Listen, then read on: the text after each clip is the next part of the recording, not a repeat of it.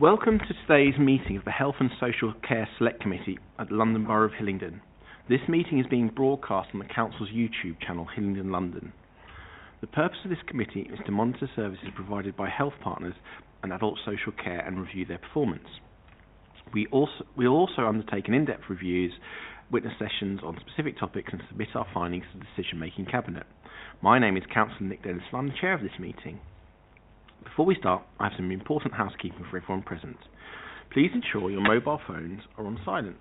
I don't know if mine is, so I'm just going to do that now. Good stuff.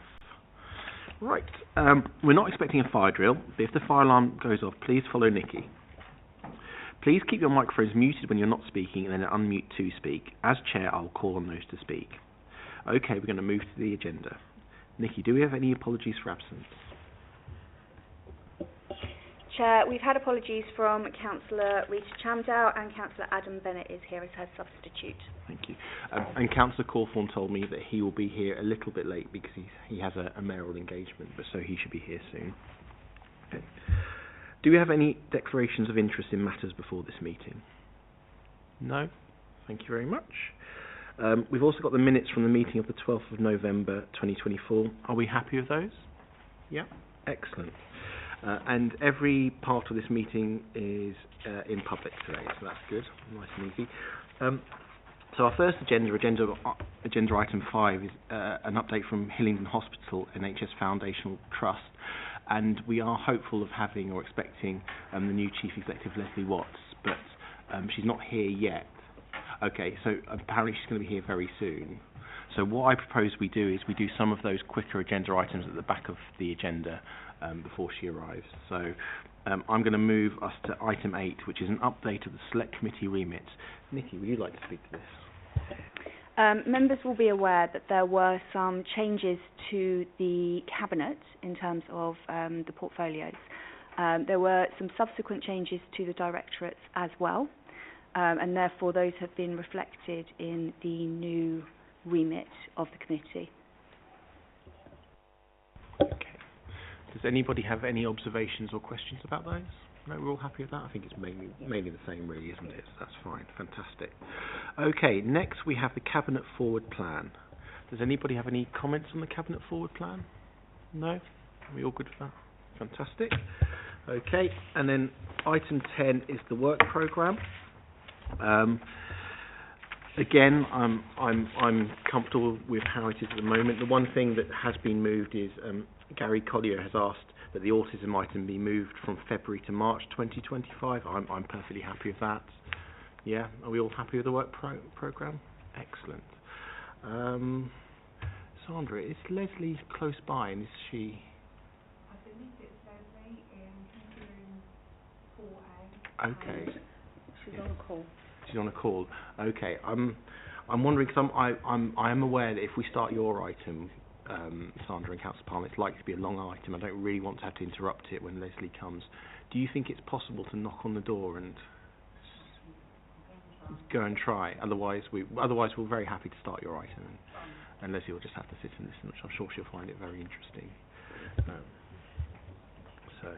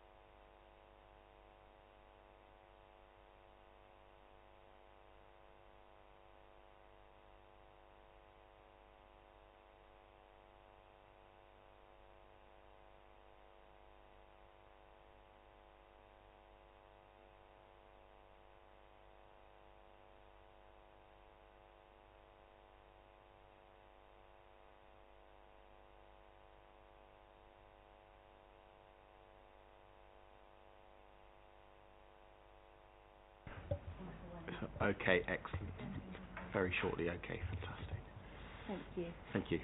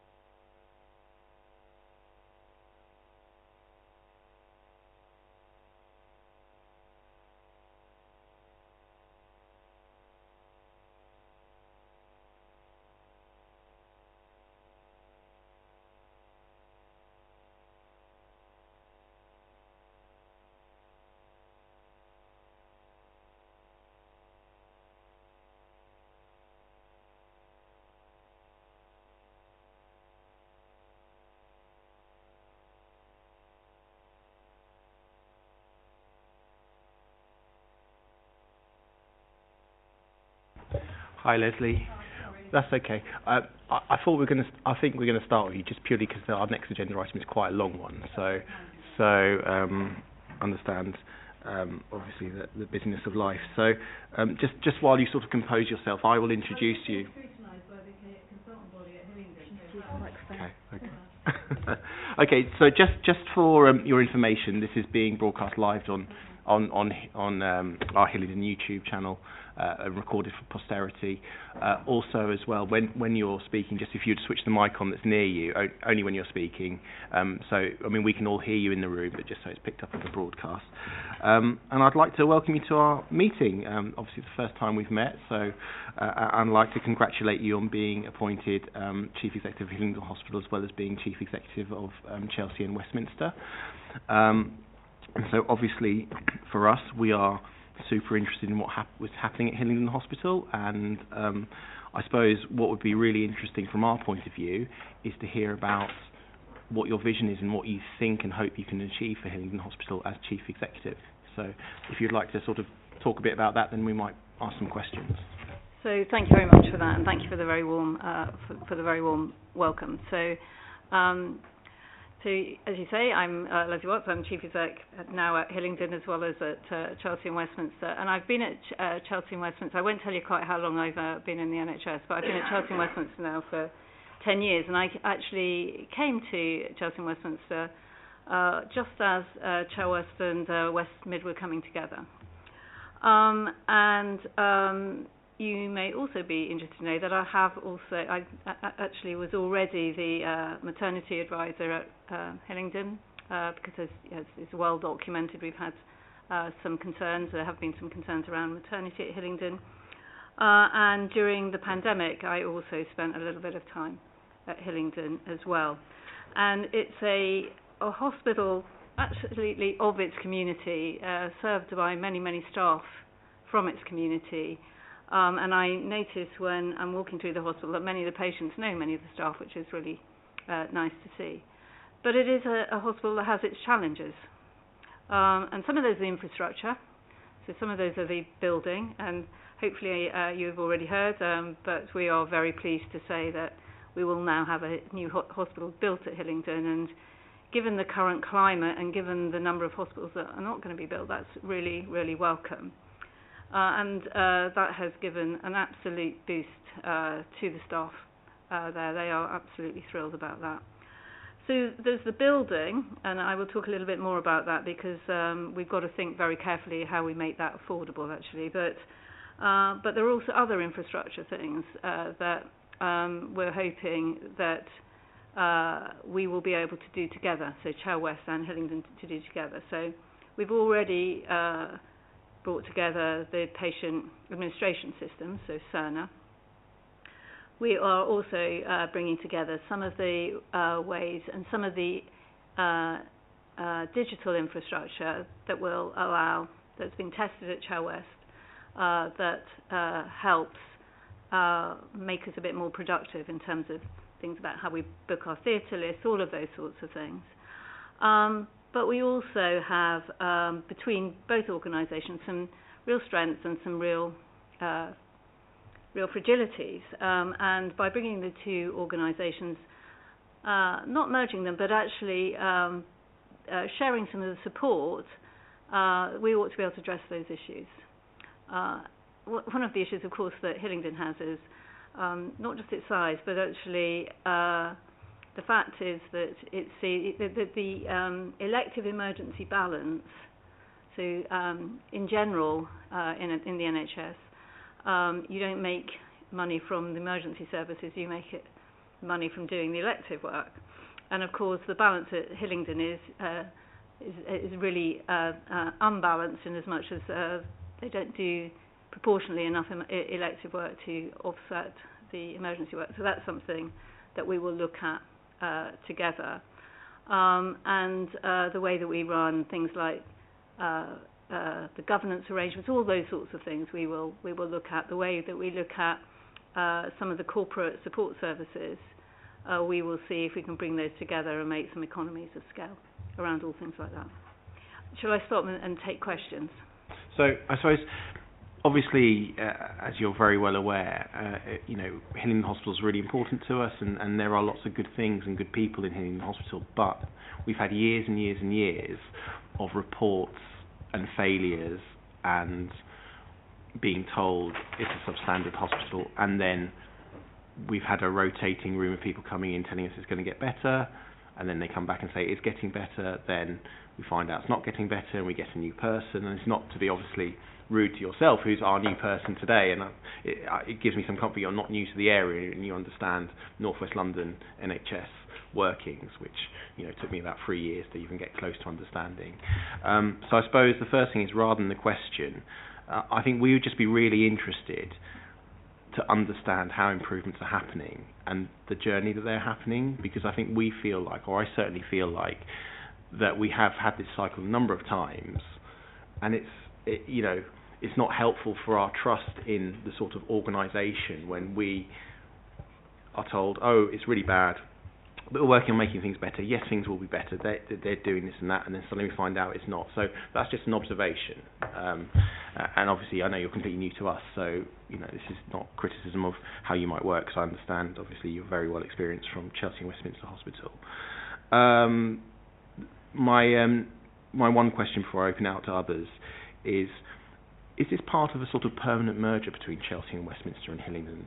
And is there a sort of time frame or process on that? So the answer is no, there isn't a particular plan around that at the moment, and for varied reasons, actually. One is, in and of itself, it can be a distraction, and actually there is a lot of what you pointed out quite rightly, and Councillor Palmer points it out on a regular basis, that actually there is more to do, and she is right. But if you were to look at it from the Chelsea West point of view as well, besides the disruption and the distraction, there is something that says, and the challenge has come from my board at Chelsea West, which is the quality of care, the operational performance, the money would have to be sorted out before you would even think about it, because one of the things that we know is you need to bring together organisations that feel that have their own pride, that are stable. That the disruption in an unstable organisation usually leads to further instability. So the job is, and I'll be told whether I'm getting it right or wrong, but I'm sure by yourselves and by others, is to absolutely ensure that the quality of care that we deliver to the patients of Hillingdon is as good as it should be, and it's something I feel very, very strongly about. That the operational performance in some areas is pretty good, actually. Sorry, that's one of my colleagues talking to me. That the operational performance, it's good in some places, but not good enough in others. And one of the areas it's not good enough in is our emergency department. That needs to be addressed. That the looking after of our staff actually is something that I take very seriously, because one of the things that we want to, I would say that if staff are happy to come to work, then they will look after patients in a way that we want them to look after patients. So we need to ensure that we look after staff in the way that they would want to be looked after, that their development, that their well-being is something that is really important to us. And then, of course, we would be expected to do that within the financial envelope. Now, my take is that getting to how we do that within that financial envelope is going to take a little bit of time, and for me, it isn't the most important thing. The quality of care that we deliver to patients is the most important thing, and so that's where the concentration and the effort will go in first. But the other thing that I would say is I'm pretty data and evidence driven, so one of the things that we will absolutely be doing, and in fact tomorrow we're having a look at one of the services in a pretty data-driven way that says, let's just be able to demonstrate that the quality of care that you're giving is, let's use proper metrics and measures that say the quality of care that you're delivering to the patients is where it should be, that actually your performance is where it should be, and actually we will look, how many patients are on every single consultant's list, all of those things. We will look at, can we see that your staff survey in the service is as good as it should be? Are they doing their mandatory training? Are their appraisals done? And then trying to get the service themselves to understand the financial envelope in which they need to work, so that they feel some ownership of the whole thing. And that's something that I think we've seen work. We've seen that work at Chel West, and I'm hoping that that's the sort of approach that will work at Hillingdon. But we will very much try and keep the heart that is Hillingdon, the heart that is Hillingdon. Thank you. Councillor Cawthorne. Thank you very much, and apologies for my lateness. As you may have reported, I had a deputy mayoral event. Leslie, thank you very much. Pleased to meet you. I don't think our paths crossed before, but I think we're all pragmatists on this committee. We've seen an awful lot of change at the top level of the hospital over the last few years. I've regularly asked on this committee, are you in good standing with the CQC? And we know all about that. Let's not go into the history of it. But I suppose coming in as a fresh pair of eyes, what we're really interested in is the day-to-day experience of the service user, the patient, and I'm interested in how you might see that evolve locally. And I suppose specifically challenges at the moment around a waiting list with neurology, rheumatology, ENC, for example. What is the plan to start tackling that and getting those numbers down? I'm interested in how you see your approach to that, please. Yeah, thank you. So, you may or may not know, I'm a nurse and a midwife actually by background. So I'm a clinician by background. So I feel pretty comfortable with what I'm looking at is one thing. In terms of so if I did the last bit first, actually, in terms of the specialties, we will do that. We will do a level of forensic detail of understanding who is waiting, what they're waiting for, and how long they're waiting. And one of the commitments we've made is, particularly in the ologies where often they're not coming through an emergency pathway, is are there things that we should do across the system? So, for example, not just at Chelsea, but at London North West or at Imperial, are there places that have shorter waiting lists in those specialties, and shall we try and get those patients treated there, or clinicians coming from there over to, in this case, Hillingdon, if that was appropriate, to have a look at those patients. So we've already made that commitment, and already some of that work is going on that says we are sharing patients to make sure that particular communities of patients aren't having to wait longer than others. So, and we're starting actually in terms of some of our most deprived communities to start to look at postcodes, to look at the diversity of people waiting on the waiting list to try and address some of those issues. My approach more generally is, and we were having a discussion at the Hillingdon exec about this, is to not walk past things, to call it out. And I think I was rightly challenged at one of the ICB meetings, I think by Jane actually, that said, we've known all about this, why did it take the CQC for you to do something? I think were your words. My take is in an organisation, I would say in Chell West, I don't need the CQC to say what's good, bad or indifferent. I know. I could tell you myself. That's where we need to get to with Hillingdon. And the truth of the matter is, the staff in Hillingdon know. And so there is something that says, say it. And I was talking at an induction at Hillingdon today for new staff, and absolutely addressed that said, if you see something that's not right, don't walk past it. Call it out. Come and tell us so that we can come and support you. And already, actually, one group of staff there, I won't say which specialty, have been and said, can you have a look at our service? We think it could be a lot better. Oh, we're not happy with it. That's what we want them to be able to do, so that generally speaking, staff want to do a good job. They're not happy when they're not doing a good job, or the arrangements around them don't allow them to do a good job. And we want them to feel, I want them to feel that they can say that, and we have to work together to put that right. And in many ways, Hillingdon is the right size of hospital that we should be able to do that. We should be able to know everybody that works there. We should be, part of the issues about doing the deep dives, which is a process we have at Chelsea, and we're doing the dermatology tomorrow at Hillingdon, is letting those specialties come and talk about it, letting that ward sister both talk about but take responsibility for what's happening on her ward or his ward. And that's the sort of approach we take that says, don't have a top-down approach, have a inclusive approach that says these are the things that we need to work on, and you will judge whether whether that means you'll be talking to yet another person in a year or so's time about this. Well, if I may, through you, Chairman, let's draw some encouragement from that. I'm sure I speak for everyone when I say we'd like to see some more meat on the bone in terms of how specifically things are moving forward in terms of some of these specialisms that aren't quite where we want them to be. So as soon as you're in a position to do that, it'd be great to have more information. Thank you. Yeah, thanks. So I'm going to... I was just... Do you want to ask a question? Only if you want to. You okay? Because I was going to wrap it up. But obviously, okay, go for it.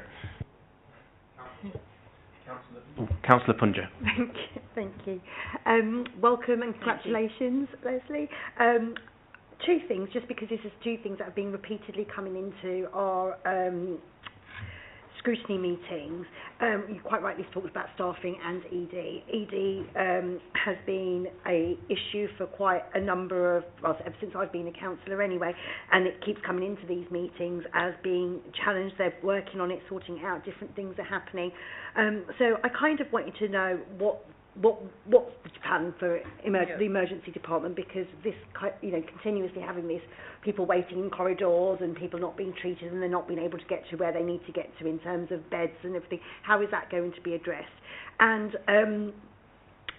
there was the previous chief executive had talked quite extensively about staffing issues at Hillingdon Hospital and the recruitment and retention of staff. And I know you've addressed about the fact that you want staff to be happy, but that recruitment of staff as you build and grow is going to be important, and the retention of staff. And there has been a real issue in, I think, potentially ED, to be quite honest, where there has been real problems as well as specialty services.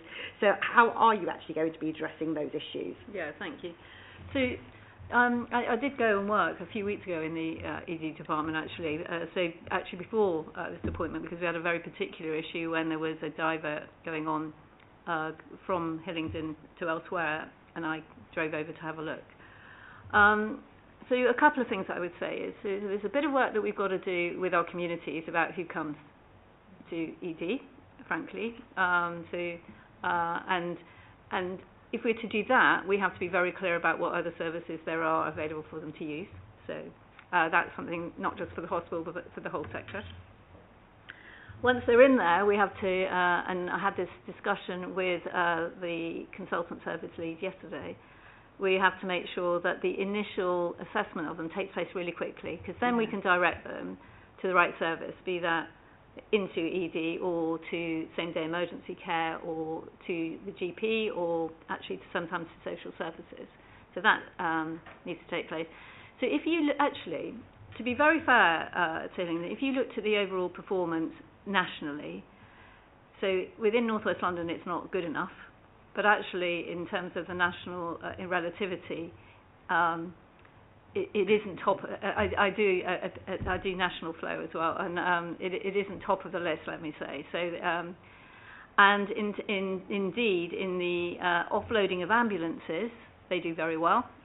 So our ambulance service get back on the road pretty quickly, and their overall weights in ED are not the best, but actually they're sort of in the middle, but definitely room for improvement. Yeah. So then internally, if you look at the performance, often during the day the performance is reasonably good. You look after 5 o'clock and between 5 and 10 o'clock, then that performance absolutely dramatically drops. So my question is, what have we done with the staffing that actually potentially looks at where the greatest demand is to address that? And that was a question I asked yesterday, and I will expect an answer to that says, you know, one of the things that data tells you, it directs you to where your issue is, and then there has to be an answer that says, and what are we going to do about that? So that's an approach. The final bit, there's 2 other bits. One is the flow of patients then into beds, the patients that we need to admit. Actually, Hillingdon does reasonably well in terms of its admission rate. Indeed, it raises a question that says, are we bringing too many patients up in an ambulance that may not need to come? And that is a question. I haven't got the answer because we haven't done that piece of work. Their length of stay in beds is actually reasonable as well. But there are a delay of some patients who need to go into domiciliary care, actually into rehab care, so health-run P2 beds, we call them P2 beds, and some nursing home and residential home. Again, if you looked at the relativity across the country, pretty good, but actually we still have too many people in the beds that we've got in Hillingdon that doesn't allow that flow through. So that's something, again, as a sector that we need to work together at. So that's the sort of approach, but I absolutely accept that the emergency pathway is the one that is the priority in terms of where we need to address things. Further, if that's okay. And this is just a bigger picture kind of thing. I just wanted to know around the actual building and development of the building, because we're really excited about having a new hospital here. And in terms of what the next stages and processes are for you, so that, you know, has the design process has now been agreed? Has it gone through the right channels, and are we there? Not quite. So there's still quite a lot of the design. So the good bit is, well, the very good bit is that we're in the phase 1 of the acceptance, so that's very good news. There is still quite a lot of work to do around the design, and part of that is because it's one of these hospital 2.0s, I think they're called, that is the new designs. There is an advantage to that, I think, because for Hillingdon and for the way the finances flows, it is likely that it will still remain unaffordable. My take on that is, if we work really hard with the team working on 2.0, we ought to be able to demonstrate that it is affordable, or why it isn't. We'd still build it, but there would be something that says we will be very clear about why there is a financial gap. And I think then there will be a legitimate call that says that gap will need to be bridged, essentially, and by that I mean either by the ICB or by national monies. But so I think there is a lot of work to do around that. But we have to work really hard to make sure that we're doing everything as efficiently as we can as well. So I think there is quite a lot of work, and actually officers from here, of course, are helping with that, for which we're really, really grateful. Thank you. Okay, so I've got Councillor Bennett, Councillor Cawthorne with one more, then Councillor Nelson, and then I'm going to wrap it up. Okay, so We'll have plenty of time in the future for more questions as well, so this won't be the only time we're going to question Leslie. So, is that an encouragement? No. It's a very welcome comeback after this. But Councillor Bennett. Thank you, Chair, and thank you as well. Mine's very brief. It's just to say thank you. So it is on, yes. My grandmother had fantastic end-of-life care at Chelsea and Westminster. She was a particularly disruptive patient there for several weeks. And having sort of been born, growing up in that area, the kind of reputation Chelsea and Westminster has versus some other local hospitals is, particularly for elderly people, the number of times that my grandfather would call an ambulance, the first question is, what hospital are you taking me to? Because you know that translates into a much better experience. So I think if that can kind of be showered on us in Hillingdon, I think it's only a very bright future for all of us. Thank you. I mean, can I just answer that actually? Because it was the same challenge I've just had from the consultants of Hillingdon actually, which is, will I be putting Hillingdon second basically? And my take is, today, so from the 13th, my responsibilities to Hillingdon Hospital and the patients of Hillingdon is just the same as my responsibilities to the patients of Chelsea and Chelsea. And so whenever I get a complaint at Chelsea, and I got a complaint last night that really upset me, then we use that to try and address the things we need to put right. That will happen at Hillingdon. I think I don't want any, I wouldn't want anybody to think that this isn't as important to myself, to the exec team, as working all the work that we do at Chel West. Thank you, Councillor Bennett. I think that's a good standard or a good ambition for us to hold you against, Leslie. Councillor Corforn. Yeah, a brief one.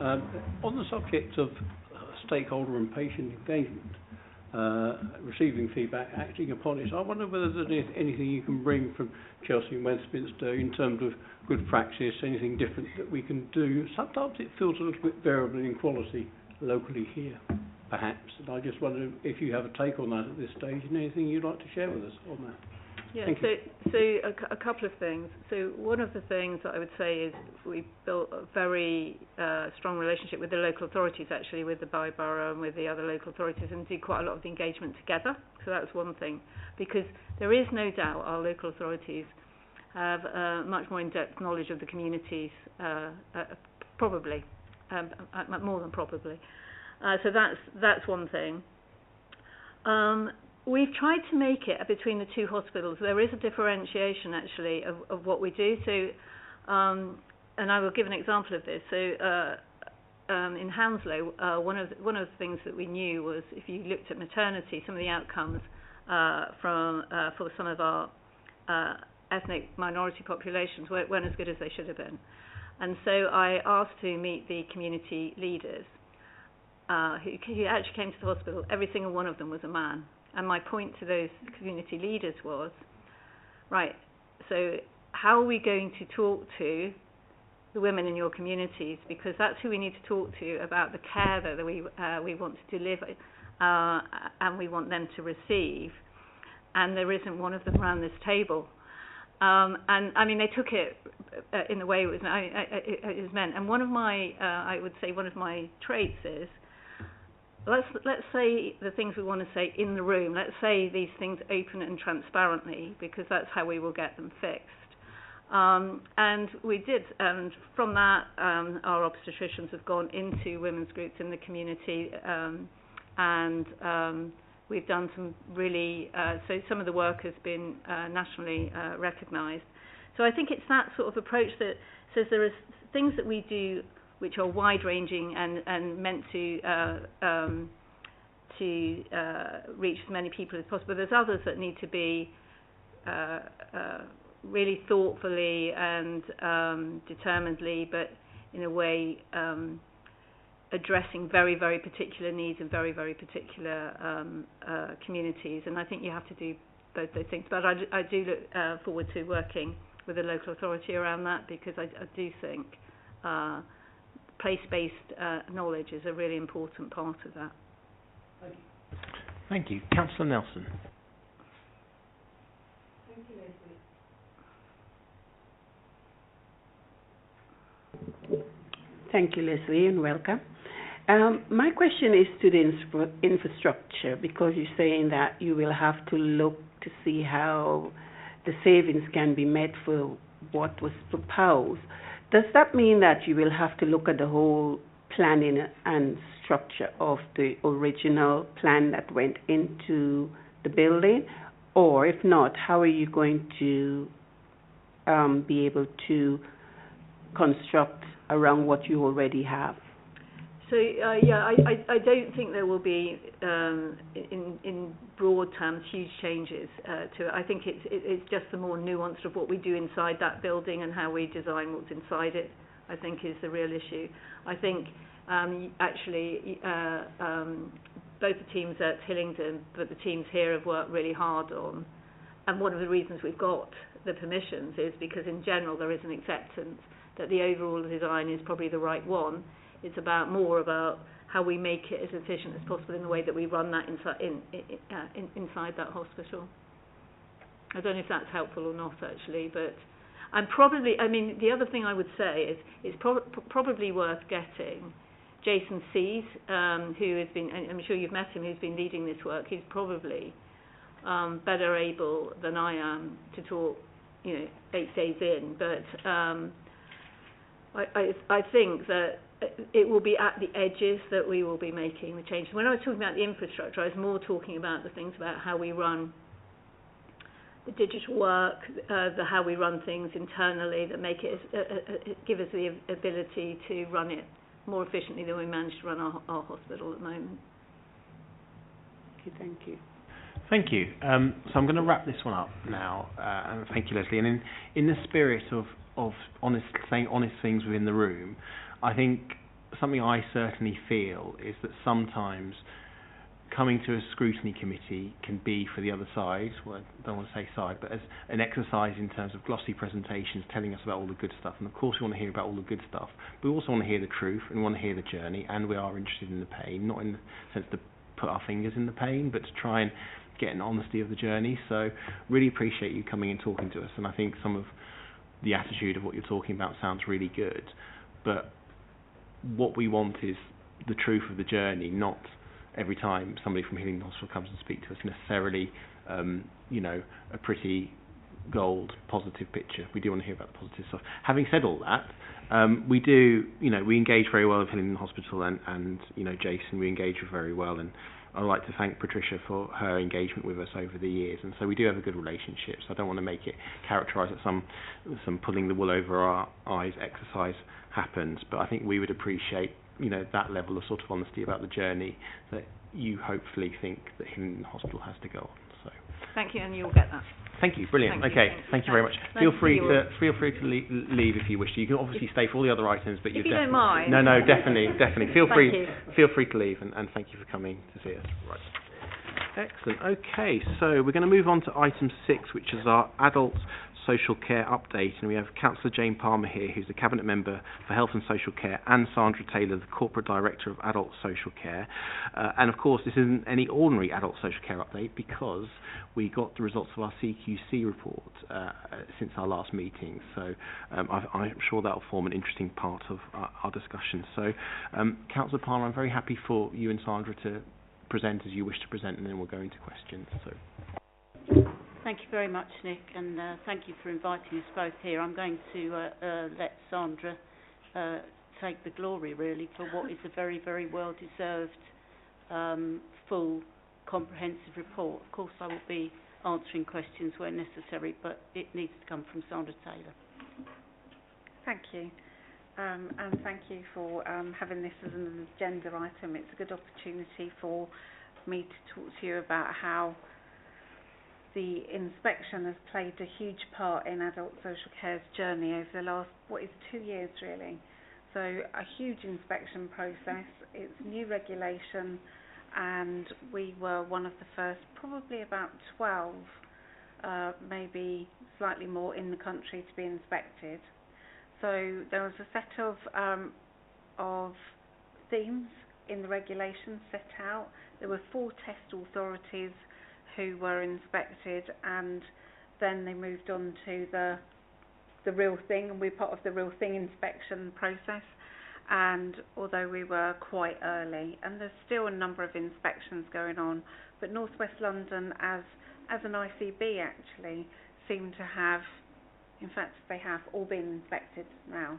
So there are a couple still awaiting their outcomes to be published, and several of us have actually been published. So the process started with us being advised that the legislation would be coming into force, and from the beginning of 2024 we would be on notice to be inspected. So we had that during 2023, and we had some draft templates that we could set up what our information might be required would look like. So we started to gather some of that information, and out of that, with my leadership team and in fact most of the staff in adult social care and the public health team, started to develop an action plan for improvement. So throughout 2023 we worked on our self-assessment document, which is something that I have to do as the director, to assess everything that's in going on in the service, where we stood, what we needed to work on, and form an action plan. So we did that, and we got to the end of 2023, and we were satisfied that we had a good improvement plan ongoing. We were making regular progress, and then on the 19th of February in 2024 we got the call, and and that was the call that said you got 3 weeks to supply us with all of this information against the regulations, and this is the format we want in, which of course was not the format that we had been collecting all of our information in. So we worked very carefully, and we reviewed all of the work that we'd done through 2023, and it became clear that the self-assessment that I'd done had probably not the right reflection on the service at that point in time, which was almost 12 months on, which was pleasing because it demonstrated that we'd actually achieved our work and our ongoing action plan. So I rewrote the self-assessment, which is quite a significant document, and it identifies our strengths and weaknesses as a service, as a local authority and a department. And we were required to submit what are called IR numbers. They're against all of the themes, and you have to submit evidence against those to prove the documentation or the detail that's contained within your self-assessment. So it had to be, I'm very, very fortunate to have a very good, diligent, but also very focused team who can work in a very concise way, and we indexed every piece of evidence, and we had 199 pieces of evidence to submit. And I think that stood us in good stead. We submitted 3 weeks later, at the beginning of March, on the morning it was due in, so jolly good. We were very happy with that, and it was all accepted, so that was a good start. We then got the call. The second part of the process is a call to say you now have to produce you have to attend a leadership meeting with the inspectors, and it's 3.5 hours. Present to us what you want us to know. So again, quite loose around the requirements, but we chose to take what we saw as the key points out of our self-assessment, and I decided to include in my leadership meeting my leadership team, the Director of Public Health, Keith Spencer as the Director of Place, and Dan Kennedy as the Director of Housing. So we joined all of our information up, and each of those I did the introduction, and each of those did a slot. So we had our 3.5 hours with the inspector.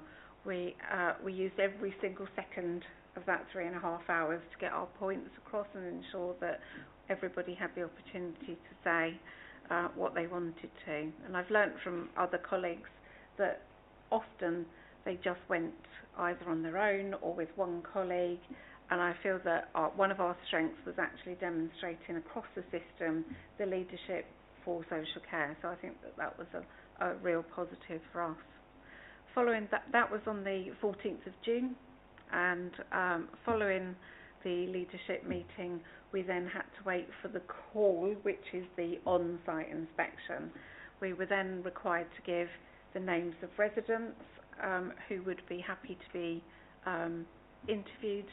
The members, which was Councillor Palmer and Councillor Punja, as scrutiny members, and yourself, Councillor Denys, and a whole range of other people, so including the Chief Executive and other interested parties. All of our partners were interviewed, including Hillingdon Hospital, the directors across all of the third sector services, etc., so our colleagues in Age UK, in HACS, and all of the services that we contract and work with. And we briefed them face to face. We met with each of them and said, this is what you're going to be asked. You can obviously say whatever you want to say, but some of the things that I recognise as strengths in you and in our partnership, and I feel very pleased that actually the partnership work was really kind of shone out in our inspection. So on the 22nd of July, the inspectors came in and we had our face-to-face meetings with staff set up. So again, very careful planning with all of our staff to support them, and we worked really closely with each of the team members to help them understand that this wasn't a process for them to go and say, in Hillingdon they are or aren't doing this, but actually a process for them to say, these are the things that we do really well for our residents, and these are the things that we're working on. And I think, again, I feel that really shone through in our process. So again, we had 133 meetings and conversations with inspectors. I had a one-to-one with them, members had a one-to-one with them, so Tony Zaman as Chief Exec. So it was very resource intensive in that process. We also encouraged them to go out into the community to one of our services and actually hold one of the face-to-face meetings with staff in the community. So they did do that, and I think about 30 people spoke to them at that point in time. So then we had to wait for our draft inspection report, and we received the report in, off the top of my head, I've lost the time scale, but in September. And the draft report was good. However, the style and the way in which it was written was something that I was concerned about, because there were some factual inaccuracies. But as part of the process, you get the opportunity to respond with your factual inaccuracies, and I did that, and we wrote back to CQC with our points, which they took on board, and I had a conversation with them. They gave us feedback, verbal and written feedback, and then we received our draft report, which was the finalised in November. Once we'd accepted the changes, which were satisfactory in my view because it was factually accurate, then we were able to have a date for publishing, which was the 13th of December. So overall, I think we are very proud of the report, the work that we've achieved. So in effect, Adult Social Care, as an update to the committee, has had almost 2 action plans, because we've done it for 2 consecutive years, and I recognise very clearly the areas within the report that we have to work on, and it was interesting to hear Leslie talk about health equity, and that is, equality and equity in services, be it in health or be it in social care, are really important, and that's an area where we need to make sure everybody's experience is similar. And I'm not going to say the same, because no 2 things in the way in which we work are going to be the same, but very similar, so they get a good experience. And for some people that were interviewed, they felt that there were areas that they may want to see an improvement, and so we need to look at that. And I would caveat that by saying, within the constraints of adult social care, and we'll talk about the budget a bit later, but within the constraints of the way in which we're working now. So I think we've got a 2 in our scoring. I was disappointed with that, extremely disappointed. However, I accept the findings, and that is part of our ongoing action plan. one of the things that they also asked us to consider and do is to bring more things to scrutiny, actually, and to have more conversations openly, and to include the voice and experience of residents, so that we had residents who were expert by experience interviewed with CQC, and actually they were fantastic, and they did an amazing job, and we need to do more of that. And some years ago, when expert by experience was newly introduced, we were very keen and we were very good, and it's tailed off a bit because you have to make arrangements to ensure that people are well supported.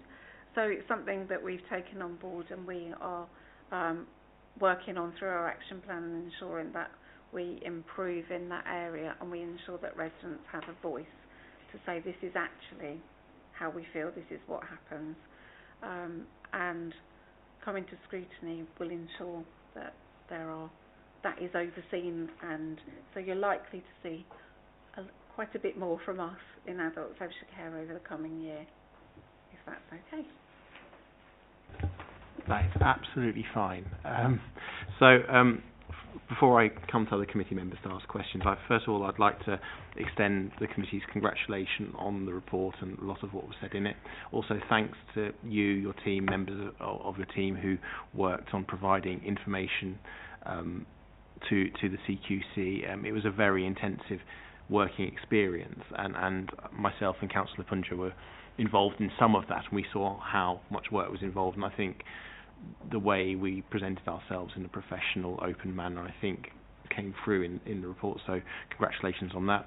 I'd also really like to thank the CQC for doing the report, because the scrutiny committee, this is the most amazing, super useful tool that you can be given to us, and it was a very interesting report. So what I'm going to do is just highlight some of the good things that came out, and then what I'll do is I'll open it to committee members. It's not good cop, bad cop necessarily, but then probably we'll concentrate on some of the areas that might need improving and see what's happening with those. So, I mean, some of the really good stuff that I picked up is that most people could access services easily, which is so important, and most people were satisfied. A good majority were satisfied with the care that they received. Lots of information and support was given to carers, and I know that's something in Hillingdon that we've been very keen to do, because you've got to look after the people who look after the people, and if you can do that, then that helps us later on. And I think that's something that was really highlighted as something that we do really well in this area, and I think we should congratulate ourselves on. Close and effective partnership working, something we talk about a lot, but then again there's a lot of evidence in this report about our partners appreciating how we worked with them. Again, super important, because I think one of the challenges of care is everyone's needs are so different, and so you can't build one unit of a social care system to give the best possible care, so it's important we have the flexibility of working with good partners, so that came across very well. Staff were valued and proud to work in our social care department, which is super, because care is a people business, and if we have happy, good members of staff, then they will do a good job for other people. So those were some of the really sort of positives that came through. So I'm going to leave it there for now. I might have some questions at the end, depending on what other people ask, but I'll go to Councillor Punja first for some questions. Thank you. I would like to echo Councillor Denys's congratulations, and also extend my thanks as well to you, Sandra, but your team, and to Councillor Palmer for the support that we were given as members in the process as well, because I think that was really important, and kind of created a unity amongst all of us from whatever perspectives we came from. So that, first of all, I would like to do that. I think that there's lots to highlight in the report of positives. I think that it was it was quite intense, clearly, but it reflected, I think, our service quite well as well. Equity is something that I'm always interested in, as you know, and as I talk about it a lot in this meeting as well. So for me, I just wanted to outline two things in the equity that I feel might be something that are really important to address, and you're opinions on this might be important. One is the digital barriers, because I know that as we go through digital transformation, digital barriers are going to be really, really important to identify, especially in the deprived and diverse communities that we have. The other is about a workforce and procurement in terms of that workforce. I think these are two things that I feel kind of really come out in terms of equity and experience and outcomes. So for me, I'm going to leave it at that and just kind of say that these two things I do think are areas to consider for when we're doing those improvement plans. Yeah, definitely. So, I mean, any views you have on improving our access for those who may be not comfortable with digital, and also I certainly read that it's put here's an ageing workforce that might be struggling to replace and how we might do that. So, if you know, are there any sort of plans to improve those two areas or plan for those two areas? Thank you, and thank you for your good wishes. I will ensure that the team do understand that, because it's very motivating, and they have done well, so thank you. In terms of digital, yes, we have, and certainly Councillor Palmer has been really supportive of this. We've had a number of people that find it quite difficult to access services, and we've met with Matthew Walbridge as our digital lead, and we're working on how we can, instead of people reaching us reaching out to people and supporting them. So we're making our website very accessible, and that's for the many. But for the few, we need to be able to ensure that they're able to access us in the same sort of way. So we're working with our third sector providers and our partners to try and a very good example of that is the recent work that we're doing with older residents who may wish to claim pension credit so that they can claim the winter fuel allowance. So we've commissioned a partner to do that work, to engage with people, to use a tablet, to work with people, and to do some of that face-to-face, reaching them through some basic letters in the first instance, and being able to do some of the on-the-ground things. Our care providers are particularly digitally enabled now. All of the care plans and things like that are on. But for those that needed additional support, then we recognise that. So if someone wants a paper copy in their home of their records, because it's, you know, I've worked in care a very long time, and you're used to having a pack of records there, that no longer exists, then these are the things that we're taking into consideration so that people can access. But our front door needs to be accessible by being able to be people to be supported, and we need that to be further into the community. I think I've previously described it in one of my conversations as we want people to be met at the garden gate, not right up at the door, so that they are able to get help when they need it. Because sometimes they actually don't need to come through our door. They need, as Leslie was saying again about the hospital, we need to communicate much better, and so we're developing plans to try and work out how we reach those people. Our partners are the key to that work, so that's something that we, and you may have seen some of the new additional funding around tech-enabled care and support that's been announced this week, and we'll make best use of that to make sure that we're able to reach people in a way that they can use those services. Can I just comment? Yes, Councillor Palmer, come in. If you wouldn't mind me just furthering Sandra's point, and I absolutely agree with Councillor Plunger. I go to the Older People's Forum and the Disability Forum, and I hear frequently about the digital difficulties, and I think we're looking at a generation at the moment that is, some of them are struggling with that, and I've always brought that back to Sandra, and the team always take that on board, and I can assure you that we don't want to lose the voice of the older person, and I have assurance from Sandra that you know there's going to be somebody there. It's very important. So just to reassure you that whilst we are moving digitally, it is also about holding those people in this particular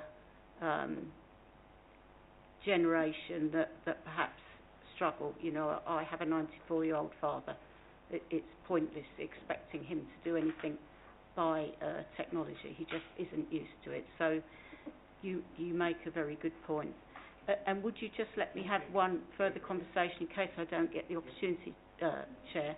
But I do want to thank the members of the committee here, because I am very pleased to see this committee in action. I watch it regularly, and your scrutiny is very, very valuable, and I hope to be able to work more closely with you as a scrutiny group, because also it's, as Leslie said, you heard that I scrutinise her quite robustly, and in fact yesterday was what she was talking about. I was scrutinising the hospital and saying exactly what you're saying here, that we've heard it long enough.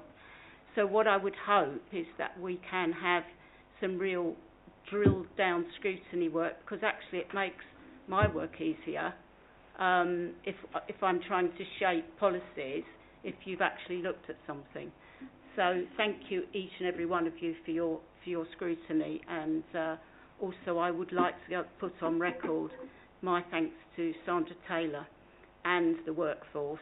The CQC inspection ran with military precision, and it was absolutely fantastic. And also I have to thank Tony Zaman, who set that all in place before he became CEO. So I want to say that, Chair, and thank you very much for giving me the opportunity to say that here. No, I can echo all the words you said. It was a very impressive professional experience, which was really good to see. And yeah, I can see our viewer numbers are a bit down today, probably because both of you are here today rather than watching on YouTube. So that's good. But yeah, I mean, we do have a good relationship with yourself and with you, Sandra, and your team, and you know, and that has been very good, and I think there are some ideas about maybe how we can advance how we scrutinise, and this report is an amazing tool for us to take forward, and we'll take forward so we can do it even better. But yeah, no, so that's good. I mean, I think before Councillor Cawthorne wants to come in next, but it's just, yes, I was going to say the other part about the ageing workforce and making sure we have the right staff to do the good job. So to answer the question about how we're going to change the workforce, we've got a workforce plan, which was an action plan that came out of our work to start developing our self-assessment for CQC. So I think we were probably one of the first teams in the council at the moment to have a workforce strategy in that way, and it's a very useful tool as long as you keep it up to date and you make the changes, but it identifies that ageing workforce that are predominantly in our frontline care services, and that is because they are a long-term, very retained forever, dedicated workforce, but they have that caring quality that we can't afford to lose. We need to retain the workforce skills, experience, and they're excellent carers in that workforce. So we need to develop that further. We've got apprenticeships in place, so we ensure each of those teams has apprenticeships, and we need to develop the workforce so that we actually retain a level that meets our regulation. And that, I can give you a copy of the workforce strategy to cover that, if that helps. Please do, thank you. Councillor Cawthorne. Thank you very much. I'll start by echoing all that's been said about the wonderful result that we've had. It really is terrific, and it reaffirms all the good work that we know goes on within the directorate. And I mean, I've got an interest, of course, but I was Councillor Palmer's predecessor, and of course a good number of the officers, including yourself, Sandra, still date back to my time, perhaps a little bit before. But so well done. Cawthorne, it makes us a super effective scrutiny committee to have your knowledge and inside information. We'll come on to that, but thank you, Nick. I suppose, I mean, there was a comment within the CQC report around governance. There was a comment about information coming to scrutiny, and I'm very pleased to hear what you said, Sandra, about looking at the information we get. Because if I'm honest with you, to be brutally frank, we feel a little incidental to the whole process as a committee in terms of what we get by way of information when we get it. Now, that's not your fault or Jane's fault. I mean, it's up to us for what we think we need to do to discharge our responsibility to play that critical friend role to really help you sort of be where you need to be. So I think there's a conversation to be had, not this evening necessarily, but perhaps there's something around, I mean, the self-assessment framework that you referred to, or indeed the 4 CQC themes that this works around, that could perhaps form part of the basis of the information we get moving forward to enable us to sort of see where we might need to drill down and look for further information, really. So I would, I mean, you may want to comment now, but I would make that point because I think we need to consider that, Nick. And then a second point, briefly, very pleased to hear what you said about people accessing information, people who need support to navigate systems, older people. I've asked Master Warbridge about this because I subbed on John Riley's committee a while ago. Can't get any hard and fast information about what we can expect to see and when in that regard, which is a bit of a frustration. Wouldn't mind knowing what's going to change and when, how it's going to work, because anecdotally, it's a bit of a mixed experience from some of our older people, I have to say. So I'd make those 2 observations, if that's okay, and see what Sandra and Jane have got to say. But both you can deal with, if there's a question asked, you can both answer it in the way that you want. You don't have to come to me to speak. I'll take you as a single holder. If I could just make an observation on the word incidental. I think I must say, as I've just said, I personally value every single comment that comes on this committee. There is nothing incidental about this scrutiny committee, and I'm sorry if that's how you feel. It is not the intention. If you ask for something to be scrutinised, we will give it to you. So I think we both need to learn about the questions that are asked, because I do not want to go away from this committee tonight and feel that you feel we are holding things back from you, because that is not the way I've ever worked as a chairman, or do I work as a cabinet member. So I just feel a little bit uncomfortable with the word incidental.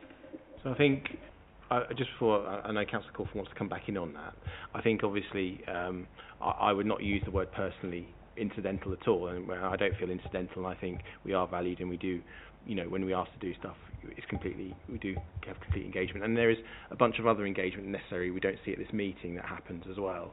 So I think, I mean, before Councillor Corford, I bring you back in on this, I suppose where I was sort of thinking with this sort of subject is obviously some of the things that were highlighted as potentially being improved was, I noticed there was a lack of evidence of learning from audits. Doesn't mean learning doesn't happen, but that's one of the things that the CQC report came into. Data needs to be more consistent, and telling that story of data isn't as good as it could be. Again, that's something that's obviously of interest to us. And so what I was going to sort of propose to do, and this is a fantastic tool for us to sort of, how can we take this forward to enhance the scrutiny, this big report here that, you know, we've gone through. And I was going to suggest that maybe if myself and Councillor Punja as the Labour lead could maybe speak to yourself, Sandra, and Councillor Palmer as well, offline, about how can we take this and what you said to enhance how we do the stuff. So I think that would be a good action to go forward. Councillor Corford, sorry, just I know you want to come back on the. Forgive me, I mean, look, there's no suggestion that we don't feel valued. That wasn't what I said. What I said was, and I think it's down to us, there's no blame or finger pointing or anything like that. It's about the information we could have to do a better job, to feel closer to what's going on, to support Sandra and Jane and Cabinet. That's really what I'm driving at. So there's no criticism, and yeah, okay, we can differ over language, but I think we do need more to enable us to play that critical friend role. I don't think we're getting it at the moment. That's all. That's our fault. That's not Sandra's fault. That's not Jane's fault. Let me just be clear. Thank you. And it's not about fault. No. It's about moving forward. No. And I think things have been good, and this will make things better. And yeah, I think we'll move on from this, because actually there's more important things to go through, because we'll move forward on that. We've got. You talk about the report being an excellent tool, but we've also got an action plan, and maybe it would be good to bring the action plan to scrutiny at some point in the next couple of months, so you can see I mean, we've only had the action plan a couple of weeks because we've only just had the report published. So give us a couple of months to demonstrate the progress on that action plan, and I'd also be happy if anybody wanted to see it. I haven't actually shared it wider, but I'm happy to share the self-assessment document that was our starting point, if that helps. And the reason we haven't shared it wider is because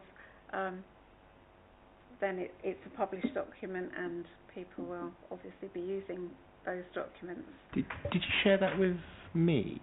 I think I might have done. Because I think I did share that with the committee once after the inspection happened. I got your yes. permission, so we did That's have right. that. You've So we did have all of that. Yeah, definitely. Yeah. Councillor Punger. I just wanted to say that it looks like that starting of the self-assessment and then the framework after that has enabled what you've already mentioned about the action plan, but that was what I was going to bring in, was that would there be an action plan that is then, because then it's about monitoring evidence and data against that action plan so you can see how you're improving. Because for me, it's now how do you get to the 4s and the 5s, not about moving backwards, but it's like we've got a 3 on that, how do we then get to, what's the next step to get to the 4 and get to the 5, and that's what the action plan will be able to give us. There was one other thing that in the partnership working and going out with communities, I saw there was extensive work with looking at how to go into some of these deprived and marginalised communities, and I wanted to just ask a bit more about the rollout of something like that in using more community leaders. Are we looking at embedding more in-house staff, or are we looking at more outsourcing with third sector? Because it just felt like that was working, and how would that be enhanced? So just in terms of your last point, all of that, and that's what's happening, and we are blessed by having the Director of Public Health in my directorate, and we have some grant funding that's enabled us to have some health inequalities officers embedded in the team for on fixed-term contracts for a period of time, which means that data's obviously key, and us understanding the benchmarking and where we need to work, the areas we need to pick up on, the things that we need to address.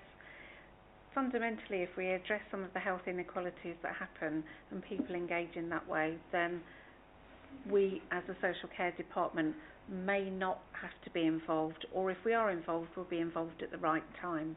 Not too late, not too early. So we'll get that balance more proportionate if we address the health inequalities.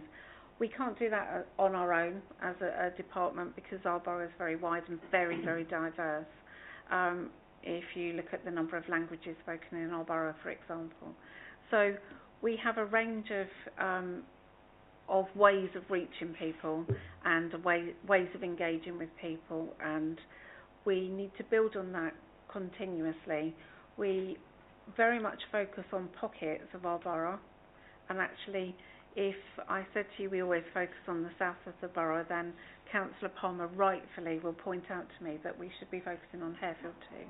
And there are other pockets of the borough that need, that have discrete communities that actually need us to engage with them and support them to be able to access services, not just social care but health services too, because you can't separate them out for us because people are going to need both. So in answer to that point, I think that's really our key driver for this year, and at some point, given we're talking about what we bring to scrutiny, I would suggest that we have Kelly O'Neill and her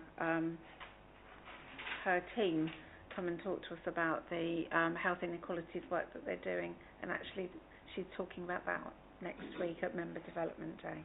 If I could just add to that, please, because why I talk about Harefield is not because it's necessarily my ward, but because the air quality is worse than Heathrow Airport. So people have heart attacks more in Harefield, diabetes is high, suicide is high. So what I'm hoping and what we are doing with Kelly O'Neill is looking much more specifically at ward data to put in where we need, because I can't stand the old north-south divide word. I don't want to hear that. I don't want to hear that in social care, and I certainly don't want to hear it as it's the whole borough should be treated by need equally. So it's not about my ward, but that shows you what we're doing. And for me, it is a blessing to have Kelly O'Neill, because she is very much solution focused and data focused, like Leslie Watts was talking about. So I don't want you to think it's just because I'm in Harefield. It's because if you actually look at the data, it's second to Botwell in the health inequalities. Yeah, Thank you. It's good to know that we have that data and we are looking at it. Before I move on to Councillor Nelson next for questions, just wanted to sort of note down an action in terms of the point that Councillor Punja and Councillor Cawthorne raised in terms of the digital access and getting some evidence about what's going on and how we're improving that. I think that is something definitely we'll want to revisit more in depth. So I just wanted to note that down as an action for us. Councillor Nelson. Thank you, Chairman. And thank you, Jean and Sandra, for the work that you're doing, because it has, for me, I can see a lot of improvement from this report that this health and social care has done since I've been a member of this committee. So I congratulate you on the work that you've done, but also the staff, because the staff are the ones who's doing the heavy bulk of the work. And for us to be able to scrutinize that as well is very important. So thank you very much for that. My concerns, most of it has already been covered, but one of the things that I have picked up in here as well, one was to do with the data and the impact and effect that it have, because that's something that is not coming out. The other one is to do with advocacy. On page 21, it states here that staff also reported instances where delay in safeguarding investigation being completed were caused by delay of 4 weeks in providing a suitable advocate. But not only that, the advocacy also is given externally, so you're not able to link the two together or have the time scale that is set, 1 to 2 weeks. Instead, it goes to 4 weeks and more. Can you elaborate a bit on that and what it is that you're going to do in regards to how you will bring that into line with the time scale that is set for every residence or any residents that needing to access health and social care? Thank you for your question. The inspectors identified that in July. And so, of course, fed that back as part of our feedback. So we picked that up straight away to look at what our procedures were and why that wasn't happening. You'll see that in the action plan. So we changed the front door response in terms of safeguarding. So there's a 3-point test to ask, are we responding appropriately and ensuring that everybody that needs an independent advocate, so this is, we don't do it in-house, it's an independent person that we commission. We have a call-off contract to make sure that that was happening.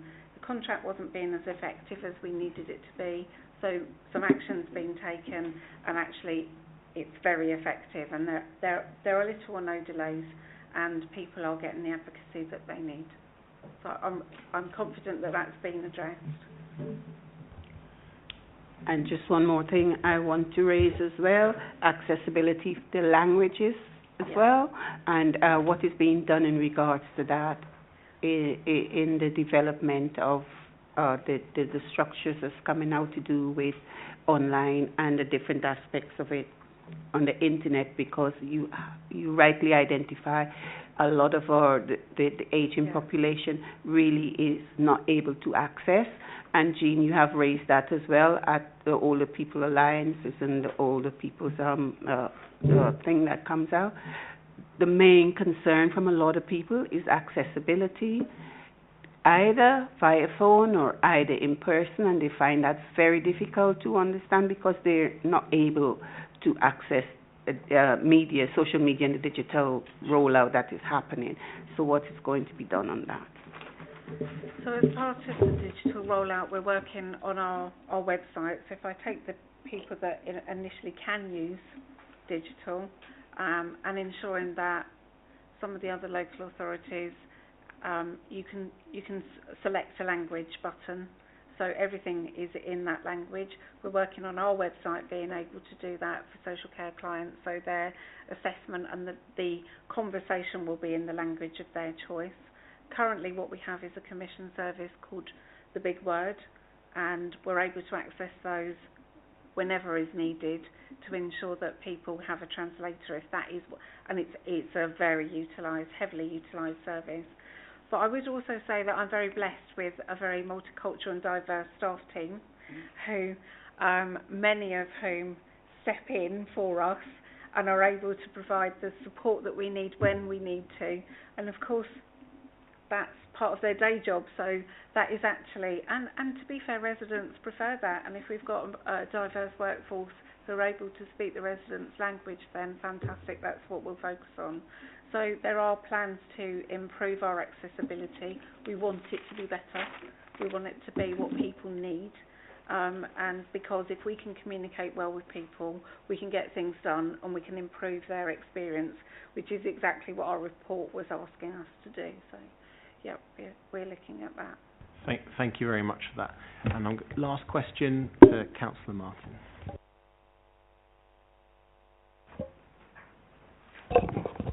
Thank you. On equity of services, there's just an observation I found on page 10, which obviously was one of the lowest scoring areas of a very good report, as you know. And it said it recognises there's a diverse group of people with different backgrounds, but in particular further work needed to be done for the LGBTQIA community to make sure that the services were accessible and appropriate. I'm just curious, in 2025, what barriers are they finding in that group of people, and what were, if you can share some of the findings and what actions are taken, because it's surprising in 2025 that would still be a barrier in a London borough in particular. Thank you.